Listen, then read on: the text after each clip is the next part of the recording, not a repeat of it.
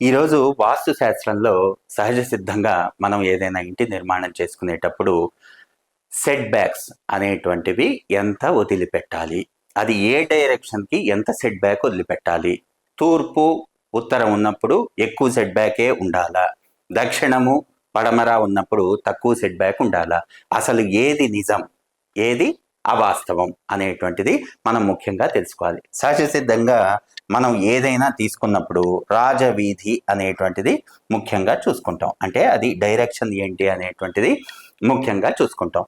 ఈ డైరెక్షన్కి ఎదురుగా ఇల్లు కట్టినప్పుడు అది ఇర్రెస్పెక్టివ్ ఆఫ్ డైరెక్షన్, అంటే ఈస్ట్ కానివ్వండి, వెస్ట్ కానివ్వండి, లేకపోతే సౌత్ కానివ్వండి, నార్త్ కానివ్వండి, లేకపోతే ఇంకేమైనా కార్నర్ కానివ్వండి, ఏదైనా కూడా రాజవీధి వైపు ఎక్కువ సెట్ బ్యాక్ ఉండొచ్చు.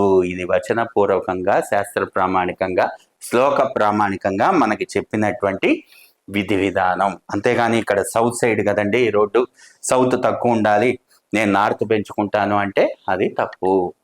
పొరపాటును కూడా అలా తీసుకోవాల్సినటువంటి అవసరం లేదు. సౌత్ వైపు ఎక్కువ తీసుకున్నా నార్త్ వైపు తక్కువ తీసుకోవచ్చు. ఇక్కడ ముఖ్యంగా గుర్తుపెట్టుకోవాల్సింది ఏంటంటే ప్రదక్షిణ వాస్తు.